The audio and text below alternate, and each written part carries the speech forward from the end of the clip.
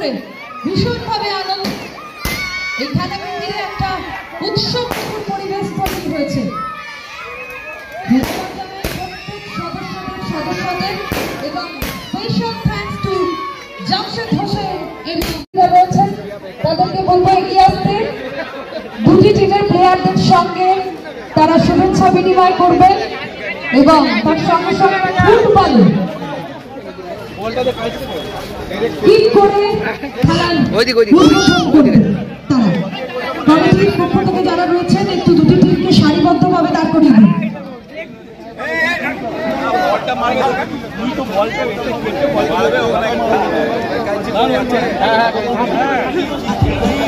দিন। যে দুটি টিম মাঠে নামবে সেই দুটি টিমের প্লেয়ারদের সঙ্গে হাত মিলিয়ে শুভেচ্ছা বিনিময় করছেন বর্ধমান দক্ষিণের মাননীয় বিধায়ক শ্রীযুক্ত খোকন দাস মহাশয়। আপনারা জানেন বৃদ্ধ বৃদ্ধাদের আমাদের সেলিম সাগর ক্লাবের পক্ষ থেকে সারা রাত্রি ব্যাপী একটা টুর্নামেন্ট করেছি। সেই টুর্নামেন্ট শেখ রাজার উদ্যোগে মোহাম্মদ জামশেদ হোসেনের নাম দিয়ে ওরফে বুলু তার নাম দিয়ে খেলাটা এখনই এইমাত্র উদ্বোধন করলেন আমাদের বর্ধমান দক্ষিণের বিধায়ক মাননীয় খোকন দাস মহাশয়, এবং উপস্থিত ছিলেন আমাদের বর্ধমানের বিডিএ উজ্জ্বল প্রামাণিক বা অন্যান্য কাউন্সিলররা, বিশিষ্ট ফুটবলাররা ছিল।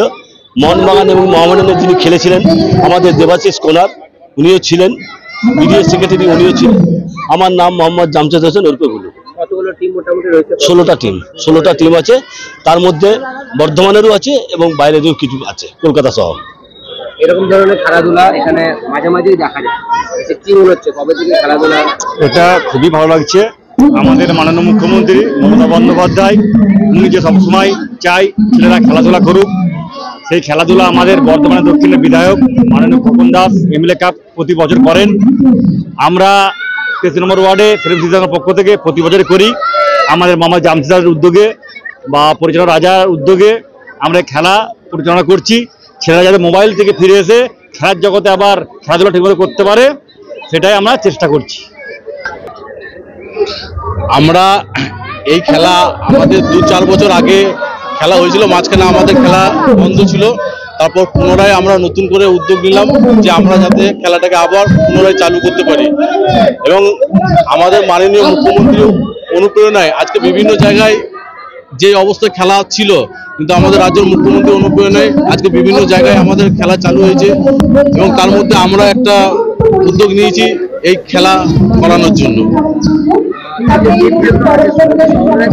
না, আমাদের বাইরের টিম আছে, যেমন কলকাতার 6টা টিম আছে, এবং বিভিন্ন আমাদের বর্ধমানের বিভিন্ন ক্লাব আছে, তাদেরও টিম আছে, এবং লোকালও কিছু আশেপাশেরও কিছু টিম আছে আমাদের এখানে। দমদম আছে, হাওড়া আছে, এরকম বিভিন্ন আমাদের টিম আছে। এই উদ্যোগটা হচ্ছে আমি, এবং আমরা আমাদের 33 নম্বরের বিশিষ্ট সমাজসেবী মোহাম্মদ জামশেদ হোসেন, ওনার উদ্যোগে আজকে আমরা এই খেলাটা করালাম।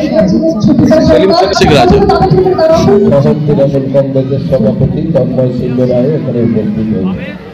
সারা বর্ধমান জেলা তথা শহর জুড়ে এই সময় ফুটবল প্রতিযোগিতা চলছে। আপনারা জানেন এখানেই রাত্রিবেলা একটা খেলা হচ্ছে, এরপর আবার 13 নম্বর ওয়ার্ডেও রাতে একটা খেলা হচ্ছে।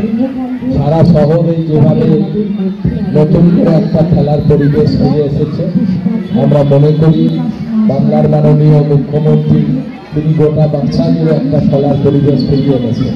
আমরা সবার কাছে আবেদন করব যে সারা রাত ধরে যেহেতু এই ফুটবল প্রতিযোগিতা হবে, যাতে সবাই মিলে সুশৃঙ্খলভাবে খেলাটা শেষ হয়, কারণ যেহেতু রাতের খেলা সবাইকে একটু সাবধানে থেকে এই খেলাটা পরিচালনা করতে হবে। সবাইকে শুভেচ্ছা, সবাই ভালো থাকবেন, নমস্কার।